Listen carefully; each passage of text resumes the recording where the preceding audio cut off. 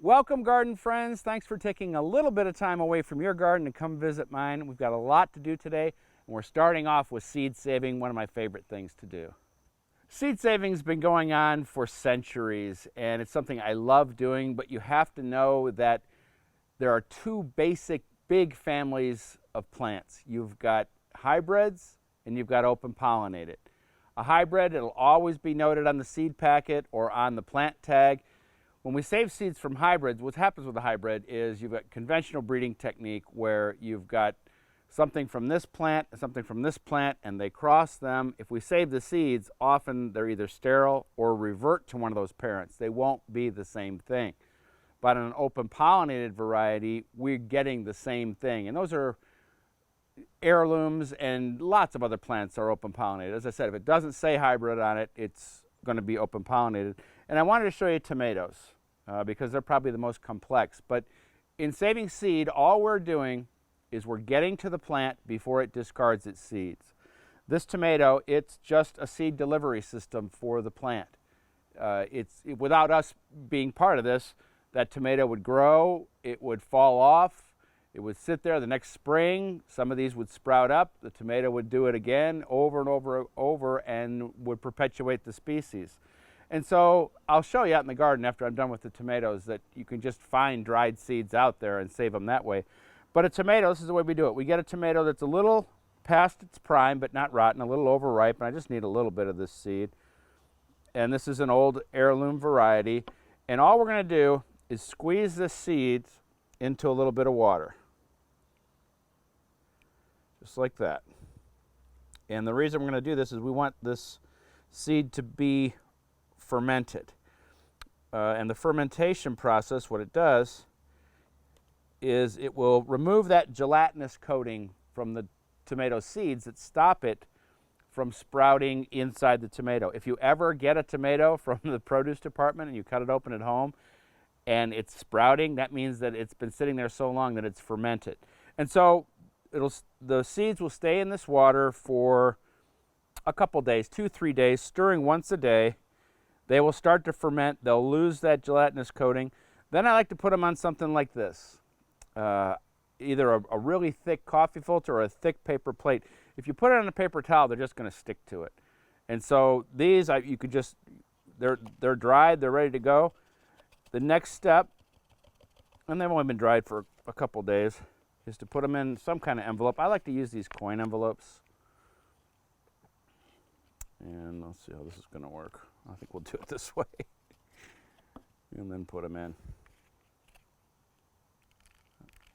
And really important when you save seeds that they stay dry and that you label them so you know what it is.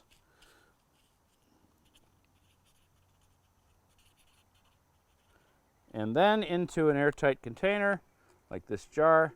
And I've got jars down in the basement all over the place. We'll put this someplace nice and cool and dark like the basement, and you will be so surprised at your germination rates. You know, you think saving your own seeds, like, gosh, how many will sprout? It's going to be close to 90% or higher. The joke is that home gardeners get the sweepings off the seedsman's floor, and that all the great seeds goes to farms and professionals. That's not really true, but that's just a joke we like to say. Another fun thing about saving your own seeds is trading and sharing, and I do a lot of that. We'll talk about that when we get out in the garden. So let me show you some other seeds that are being produced out there, but I'm not going to save them, and I'll show you why. Follow me. So there are some plants in the garden, like this morning glory, that will produce seed pods and just drop seeds and self-sow. We looked at a plant earlier this season, which is just finishing now. It's flowering tobacco, and this is just a seed head I cut off, and look at all the seeds that are in here. And this will be the same thing. This will be something I'll just let it do its thing, and it will just self-sow. I'll have this flowering tobacco year after year, and that's awful easy. And then another plant that does the same thing, this is called balsam. It's an old-fashioned flower that's not planted that often, and I just love it because it needs nothing from the gardener. It's from the impatient family, and great pollinator plant. And again, it'll throw seeds like crazy, and I'll have it popping up all throughout the garden, and comes in different colors, pinks and whites and purples. It's an awesome plant. Like I said, super easy to grow. So our experiment with straw bales growing our peppers worked out pretty well. A couple plants don't look good, but others are just filled with peppers. And this one is really cool. It's an heirloom from Baker Creek Heirloom Seeds called Buena Mulata. And I hope I'm saying that right. But it starts off green, then turns purple. Now it's turning orange, and I think it'll turn red. It's not super hot, but I haven't had one of the orange ones yet, so the longer they go along, the hotter they get. But so far so good with our straw bales. I'm not sure if we'll get a fall crop out of these. I think so. I think we'll, as soon as the peppers are done, we'll put something else in here, some lettuce or something like that for the fall and winter season. But the fig tree that's overhead, it's filled with figs. Yes, hopefully they'll ripen in time, is really shading these peppers. That might be one of the problems. And one real quick tip, deadhead your flowers. We'll make them bloom more. Your annuals anyway. And I've been meaning to do that. That'll make more buds. Well, you know how I'm always saying keep planting, keep planting. At the end of the season, this is when I am planning for the next season. And one thing that is great to plant right now is Swiss chard. And I have a variety called perpetual spinach. And so it is a Swiss chard, but it acts more like a spinach in that the texture and flavor is more spinach-like than chard-like. And you can plant this thing, the seed, anytime from March through late September, and it's going to be there for you. It doesn't care about heat, doesn't care about cold. And I got another one of my root pouch containers here filled with pit moss, and I'm just going to sprinkle these seeds in, and just like we did the last couple weeks, we'll thin them out as they come up and as needed. And I'm going to be giving away a ton of this perpetual spinach seeds over the next year through my farm to table from Western Pennsylvania connection. I'm doing a lot of work for them. Just check out dougoster.com, and that's where you'll find out where to get this seed absolutely for free, and you're going to love the variety. I gave it away last year at the Home and Garden Show, and that's one of the places I'll be giving it away this year. And people have just been sending me emails. They just love it. And so we'll take a look at those when they sprout in about a week. So as we're winding down the summer season, I always like to take cuttings. And this basil is my favorite. It's called Everleaf Emerald Towers. And I'm thinking I'm going to try and grow some inside. This one plant has produced a ton of basil for us. And it's in a container, but the container's too big to drag it out to the table. So I'm going to take my cuttings here, then we'll take them to the table, and I'll show you exactly how I root them. And lots of plants can be procreated this way. You know, coleus is another good one. Oh man, that smells so good. That is the smell of summer. If I can keep these going inside, we'll see. Normally I'd be doing this all at the same time, but like I said, it's too hard to get all of this dragged in there. And maybe a couple more. All right, meet me back at the table. One more. So when taking cuttings from something like the basil you saw, I was just going kind of on the edge, giving it a haircut. We'll take off the bottom leaves, just a couple of them, and then I'm going to dip them in something called root tone.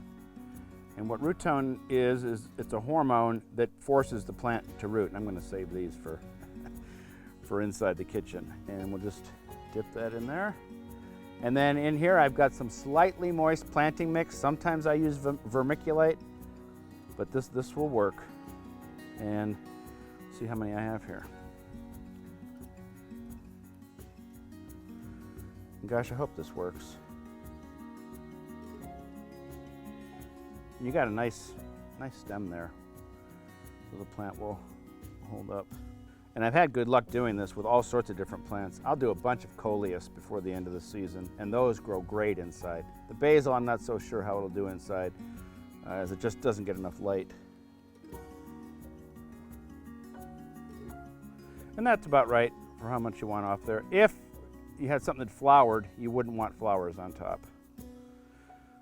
Luckily, this basil does not really flower. That's why I love it so much. Plus the texture and the flavor. All right, I'm not going to need these. The next step is the whole thing is going to be covered with clear plastic. I just use dry cleaner bags. They're cheap and easy to find. And we have to do this. We have to keep the humidity up. And then we're going to store this in a cool, shady spot. It has to have light, but just a corner of the house where it doesn't get direct sun. If you had direct sun coming through here, it would burn them up. And so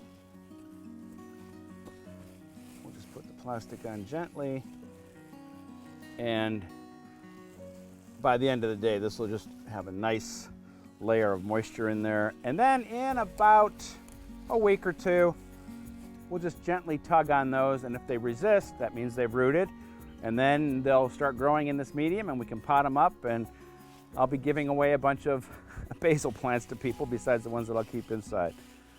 It's pretty simple and fun. And these will go inside. Well, let's take a look at a tree that I really love that you might not be so excited about. I want to talk about what might be one of the most hated plants in people's gardens, and that's the Rose of Sharon. But I love Rose of Sharon. I brought Rose of Sharon from my other garden 25 years ago, and there's a reason. I have a special connection with that plant. When my boys were growing up, they're at a basketball hoop right in front of a big Rose of Sharon, and that Rose of Sharon took a beating, as you can imagine. And it just reminds me of those times when my kids were little. Of course, all my kids are grown and gone now. But the reason people don't like Rose of Sharon is because it makes all sorts of babies. It's crazy. But there's different varieties that you can grow. I don't mind the babies. I can get rid of the babies, but I love it because it blooms right now. And I had a friend that said, you know, I just don't like Rose of Sharon because it doesn't bloom when anything else does. That's why I love it. It's blooming right now, and it hybridizes itself. We've got white ones and purple ones, and I've got some doubles. But if you can't stand all the babies, I'm growing one that is sterile. It's called Sugar Tip. It has beautiful variegated foliage and double pink blossoms. Just amazing, and those seeds won't cause you so many problems. Now it's time for Talking Trees from the Davey Tree Expert Company. I'm joined again by Rob Kruljac. He's an assistant district manager for the North Pittsburgh office of the Davey Tree Expert Company, and we have another disaster on hand. Yeah. And it's not you. No, it wasn't my fault. Decay happens to everybody. A huge branch, which we looked at last week, fell on my garden shed over there, but it also did something else to this beautiful Japanese maple. What's one of the worst things you can do to a tree? Top it. Top it. It topped the tree. So when my team from Davey came and took the tree out of here in like 2 hours, I couldn't believe how quick they got it out of here. I said, what do I do about that? He goes, well, you can work on it, or I can do it for you. I said, wait. We'll wait until Rob gets here and he can tell me how to do it. I'm going to do the work, and you're going to do the instructing. Correct. Okay. Yeah. So what are we going to do up there? So when we make pruning cuts, especially on something that's been damaged, so this represents the top of your damaged tree, right? So this is the branch up there that we're going to cut back to. Now we want to always cut back to a branch a third the size of the parent branch or bigger, okay? And that will keep this thing from suckering out as crazy and give this little area here a better chance to compartmentalize that wound. So I drew a line. This is what I do at training some days to show people where the proper place to cut is. You have the branch bark ridge here, and we're going to come right along this line. So you're going to simulate that up top. All right. You're going to yell up instructions. I will. I'm going to keep my eye on you. Wait, safety. Yes. So we're never taking a chainsaw up on a ladder. No. Never. Absolutely okay? not. I've got a pruning saw. This has been attached to the tree for safety, and you said that's one of the biggest mistakes that homeowners make. Absolutely. Like, you never want to go 40 feet up on a ladder without a tie. You'd never want to do that anyway. Yeah. But if you have to make a small thing higher than you can reach, secure the ladder to the tree, and that way you're not losing your balance. And just barely higher than you can reach. We're not. Or like at 4 foot. We're not going up above like the first story of a house. Oh yeah, absolutely. All right, I got my pruning saw. Yell up instructions. I'll do so. All right. Okay, so where do I make this first cut? You want to go above the crotch and put like a back cut in. Right here? Correct, yeah. Yeah, go ahead. All right. Go about a quarter of the way in that direction. And then where's the second cut? Just above it. Right here? Yep. There maybe? Yeah, Okay. just a little bit above it. This is going to prevent the bark from tearing back down towards that branch union that we're trying to preserve. Nice job. Timber! Nice job. Almost through. Yep. Yeah, we don't want that bark to tear back or that part of the tree can't seal the wound. Ta-da! Great job. Looking good. I don't want to do this for a living. I want to talk about doing this for a living. Leave it to the guys at Davey. Yes. Well, Rob, I appreciate the lesson. As I said, I'm going to leave all that hard work to you, Davey, guys, but it just shows, and Davey has done this for me before, where if a tree does do something like this, it doesn't mean the end of the tree, right? Yeah, just because your tree took damage doesn't mean it should be removed. You know, if there's enough, foliage left to maintain a leader or to cut back to something, this tree could be here indefinitely. It was planted here in 1999, so I'm glad that it's still here. It has beautiful fall color, but other than that, Yeah. Thanks again. Anytime. All right. We'll see you again. All right. Do me a favor, like, comment, and subscribe to this video. That's how YouTube analytics work, and I sure appreciate it. Until next week, keep planting. We'll see you then.